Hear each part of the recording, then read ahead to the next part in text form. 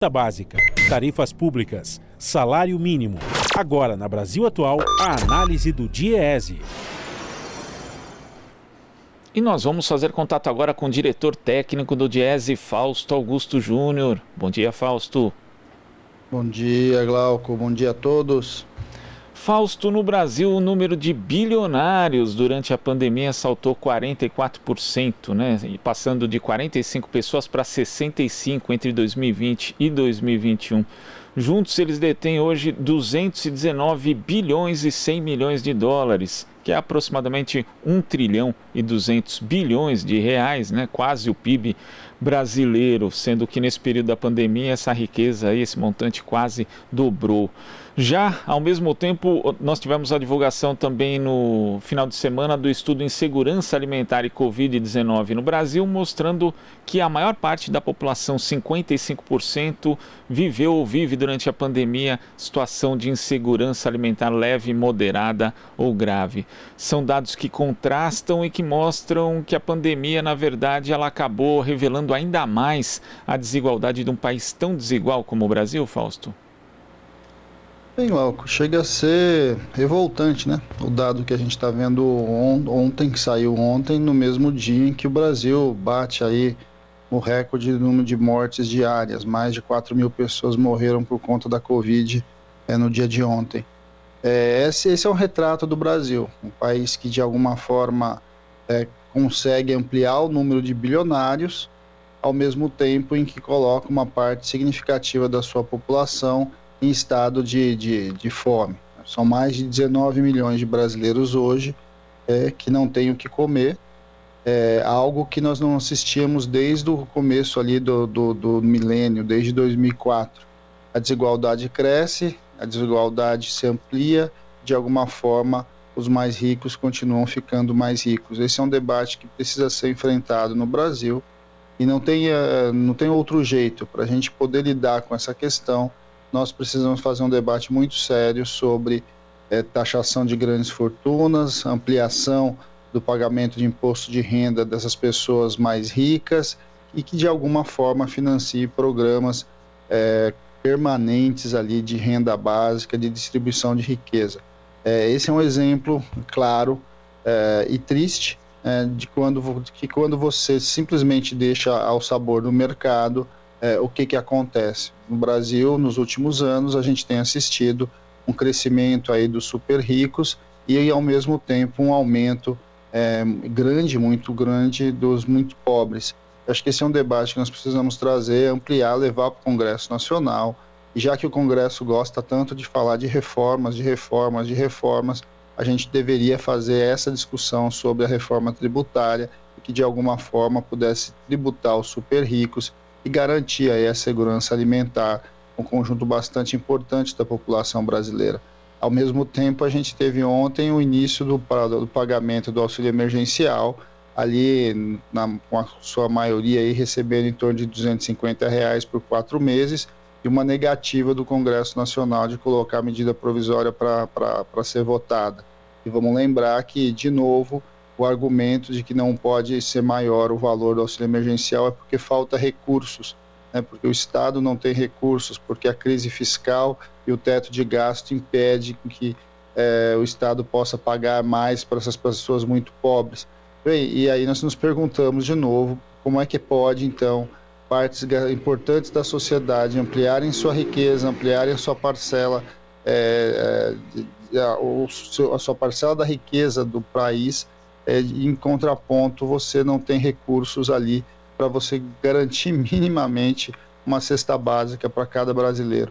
Eu acho que esse é um debate que precisamos trazer, precisamos se movimentar, precisamos se mobilizar e mostrar para o país que, de alguma forma, que existem caminhos. O problema é que será que os que estão no poder gostariam de fazer esse debate, querem fazer esse debate, estão dispostos a enfrentar o que precisa ser enfrentado, até porque a economia, de alguma forma, passa por isso, passa por a gente ampliar a nossa distribuição de renda, diminuir a nossa desigualdade, e já foi provado que quando isso acontece, o Brasil cresce mais, cresce economicamente e amplia o seu desenvolvimento social.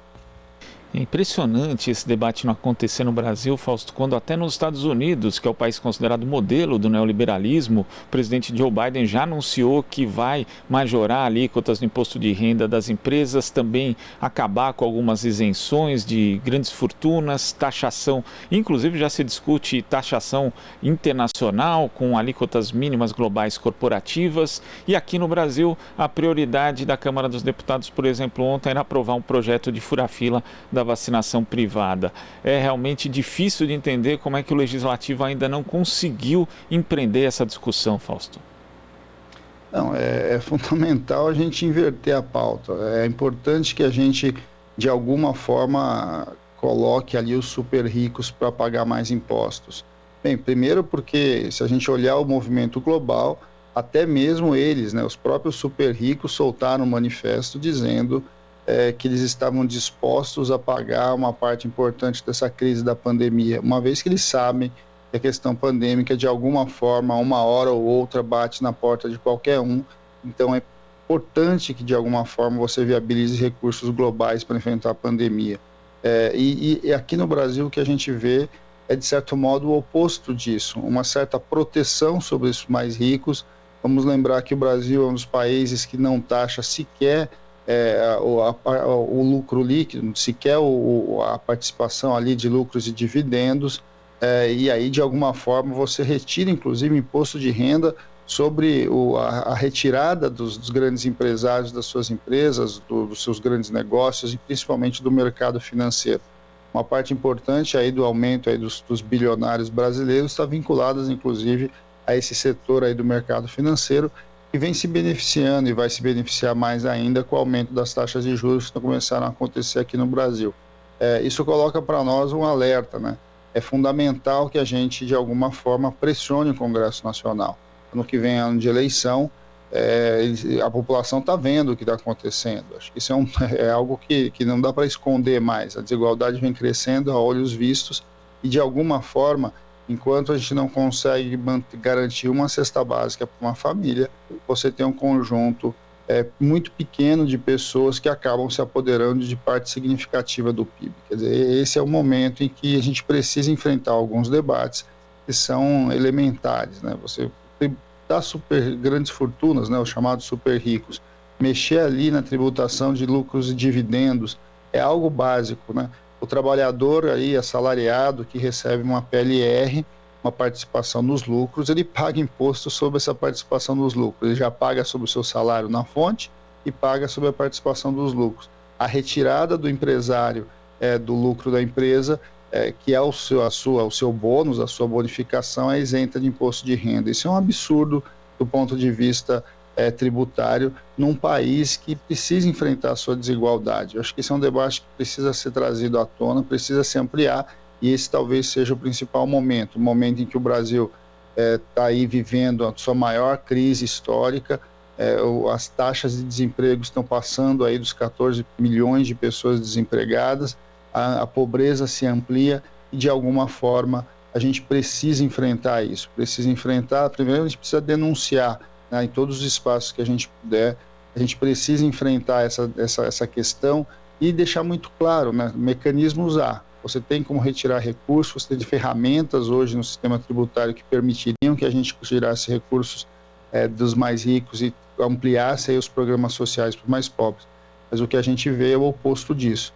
A pauta dessa semana, que o governo tem falado muito, e que o ministro Guedes aí foi para os encontros ali com investidores, é que eles querem passar a reforma administrativa. Mais uma vez, eles querem desconstruir o Estado, retirar mais recursos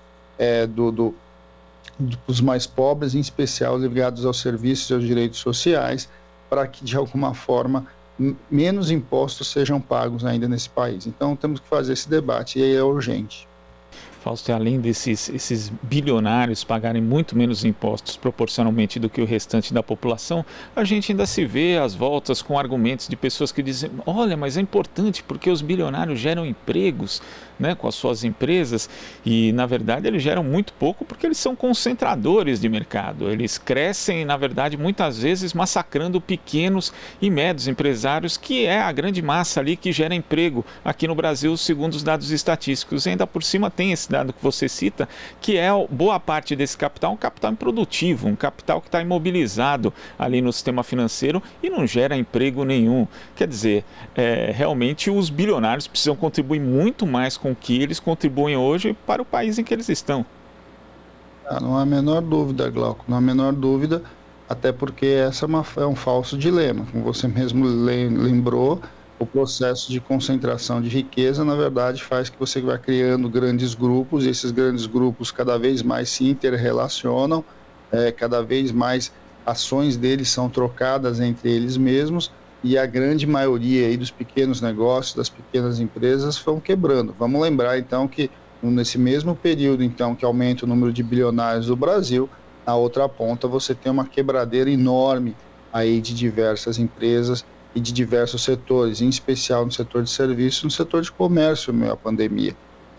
Esse seria o momento, inclusive, do oposto.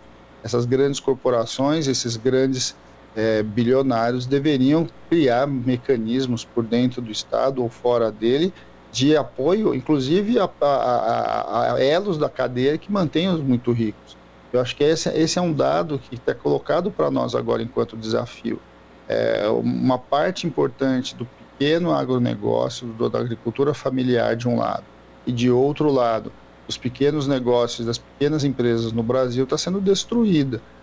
E está sendo destruída não só na pandemia, mas pelo próprio processo de concentração de riqueza no país, levando inclusive à insegurança alimentar, né? Insegurança alimentar pela fome, mas também porque é a agricultura familiar que produz boa parte do alimento que chega na nossa mesa. E são eles que estão sendo devorados, de certo modo, por esses grandes empreendimentos do agronegócio.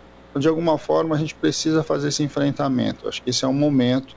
A pandemia deixou claro e de certo modo, ela expôs muito da nossa desigualdade, muito daquilo que estava escondido apareceu a partir da pandemia e é preciso ser enfrentado. E principalmente é preciso ser cobrado dos nossos parlamentares. A gente insiste, está lá as discussões. A questão, por exemplo, do auxílio emergencial, está lá, é só colocar para votar. Vamos colocar para votar e vamos discutir com a população, vamos discutir com a sociedade, e vamos ali carimbar. É isso mesmo? Então, nós vamos bancar muito pouco auxílio emergencial para menos gente, muito menos gente do que o ano passado. Em troca disso, a gente vai manter aí a concentração de renda e os bilionários crescendo nesse país. Esse debate precisa ir para a casa do povo. A gente não tem muita expectativa que o governo Bolsonaro vai fazer esse debate, mas é importante que o legislativo, até porque o legislativo vai ano que vem, nós temos uma eleição aí geral no federal, é importante que ele se anuncie, né, se pronuncie sobre isso. Os parlamentares precisam ser cobrados a respeito. Fausto, muito obrigado pela sua participação aqui no Jornal Brasil Atual e até a próxima. Até a próxima, Glauco. Bom dia a todos novamente. Bom dia. Conversamos aqui com o diretor técnico do Diese, Fausto Augusto Júnior. Você está ouvindo Jornal Brasil Atual. As notícias que os outros não dão.